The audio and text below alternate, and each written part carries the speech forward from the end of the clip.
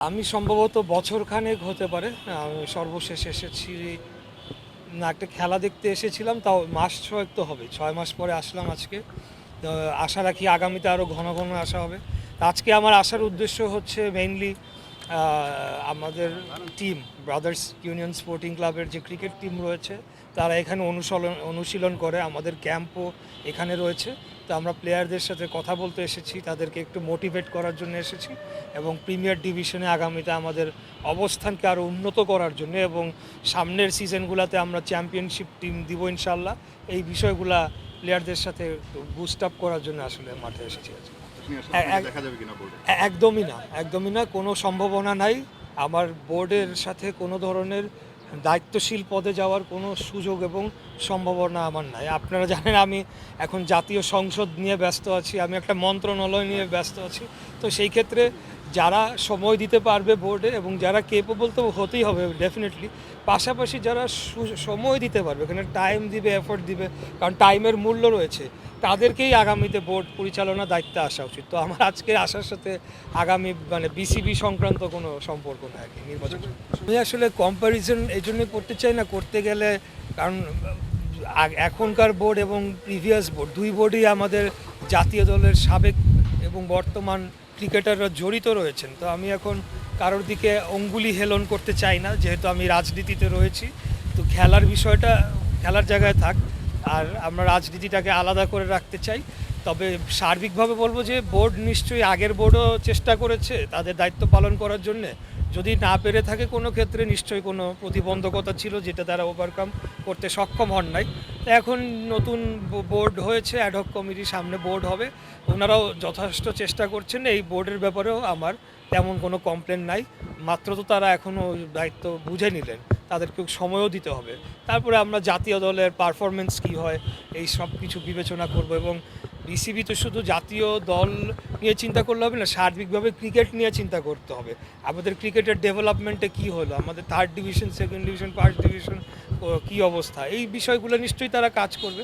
তা আমরা আমি একজন ক্রীড়া সংগঠক হিসাবে আমরা আমাদের জায়গা থেকে বোর্ডকেও সহযোগিতা করব এবং ক্রীড়াকেও ডেভেলপ করার জন্য, ক্রিকেটকে আরও ডেভেলপ করার জন্য আমরা কাজ করি। এই জন্যই বললাম যে আসলে এই জন্যই কম্প্যারিজন করতে চাচ্ছিলাম না, কারণ অনেকগুলো প্রশ্ন ছিল বিগত দিনে যে বোর্ডটা গঠন হয়েছিল, কিভাবে গঠন হয়েছে, তাদের বিভিন্ন অ্যাকশন এবং বিভিন্ন জায়গায় সারা দেশে তারা ক্রিকেটের বিসিবি যারা কাউন্সিলর হবে, ক্লাব প্রতিনিধি, নানা ধরনের জটিলতার মধ্যে ঢুকে গিয়েছিল, যেটা আমার মনে হয় যে ক্রিকেটের জন্য শুভকর কিছু ছিল না। তো যাই হোক, সেই পিরিয়ডটা আমরা অতিক্রম করে এখন একটা ফ্রেশ স্টার্ট করতে চাচ্ছি। এই বোর্ড যাতে বিতর্কিত না হয় কোনোভাবে, সেটাই আমাদের আহ্বান থাকবে এবং আমার বিশ্বাস এখন পর্যন্ত তারা খুব সফলভাবেই যার যার দায়িত্ব পালন করতে পেরেছে। আগামীতে তাদের সফল হওয়ার জন্য আমরা সার্বিকভাবে সর্বোচ্চ আমাদের সমর্থন এবং এফোর্ট দিয়ে যাব। না, এটা তো টোটালি আইনি বিষয়। দেশ থেকে নিষেধাজ্ঞাটাও উইথড্র হবে একটা আইনি ভিত্তির উপরে, এবং ওনাদের আইনজীবীরা এই ব্যাপারে পদক্ষেপ নিলে নিশ্চয়ই কোনো প্রতিকার কোর্ট থেকে বা সংশ্লিষ্ট যে সংস্থার থেকে তারা পাবেন। এই বিষয়ে সরকারের কোনো হস্তক্ষেপ অতীতেও ছিল না, এখন তো আরও থাকবে না। আপনারা জানেন আমাদের মাননীয় প্রধানমন্ত্রী তিনি যে ধরনের এক্সাম্পলগুলো সেট করে যাচ্ছেন, সেখানে সব কিছুতে আমাদেরকে ক্লিন রাখার নির্দেশনা দেওয়া হয়েছে এবং ক্রীড়াকেও যাতে আমরা সকল রাজনীতির ঊর্ধ্বে রাখি সেই নির্দেশনাটাও আমাদেরকে প্রতি দেওয়া হয়েছে এবং আমরা সেটা পালন করি। আর অবশ্যই সেটা যদি চাওয়া হয়ে থাকে, তিনি লিখিত অভিযোগ দেখ, কে চেয়েছে, কখন চেয়েছে, কিভাবে চেয়েছে। খালি অভিযোগ দিলে হবে না, সাথে কিছু তথ্য প্রমাণও থাকতে হবে, আইদার মেসেজে বা কোনো একটা phone conversation, what ever it may be. এগুলো সহ লিখিত অভিযোগ দিলে অবশ্যই আমরা তখন এই সংশ্লিষ্ট কর্তৃপক্ষের প্রতি আমাদের প্রত্যাশা থাকবে তারা যাতে সঠিক পদক্ষেপ নেয়, কারণ এটা কোনোভাবেই গ্রহণযোগ্য না, এটার সাথে আমাদের কারোর কোনো সংশ্লিষ্টতা অবশ্যই নেই। ওয়েল, এক্স্যাক্ট প্রসেসটা যদি আপনি জানতে চান, আমার মনে হয় এটা ক্রীড়ামন্ত্রী, প্রতিমন্ত্রী আমিনুল হক উনি is the best person to answer that question. তবে আমরা পলিসিগতভাবে এবং নৈতিকভাবে আমরা মনে করি যে স্পেসিফিক যে মামলাগুলো হয়েছে হত্যা মামলায়, সেখানে আমার মনে হয় না তাদের কোনো ইনভলভমেন্ট রয়েছে। আমি বলতে চাই যে অন্য কোনো ধরনের যদি তাদের বিরুদ্ধে অভিযোগ থেকে থাকে, সেটা থাকলে সেটা তখন সেইভাবে মামলা হওয়া উচিত বা অভিযোগ আনা উচিত।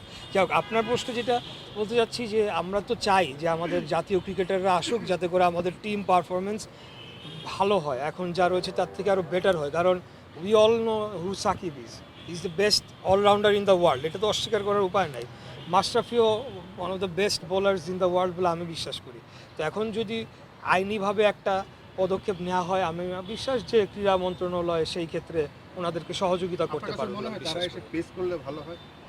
অবশ্যই, অবশ্যই আমি বিশ্বাস করি ওনারা এসে ফেস করলে ভালো হয়। এবং সেই ক্ষেত্রে আমি তো বললামই যে আমরা যারা ক্রীড়া সংগঠকরা রয়েছি, আমরা মনে করি যে তাদের আসলে পলিটিক্যালি তারা যদি কোনো ভুল করে থাকে বা করে না থাকে, সেটা পরবর্তীতে অন্যভাবে সেটা তাদেরকে তারা ডিল করতে পারে এবং পাবলিক ওপিনিয়ন নিতে পারে বা পাবলিক তাদের ওপিনিয়ন দিতে পারে। কিন্তু যেই মামলাগুলো তাদের বিরুদ্ধে হয়েছে, হত্যা, এই মামলায় তো আসলে তাদের সংশ্লিষ্টতা আছে বলে আমার মনে হয় না। অন্তত আমার মনে হয় বাংলাদেশের বেশিরভাগ মানুষও সেটি বিশ্বাস করে।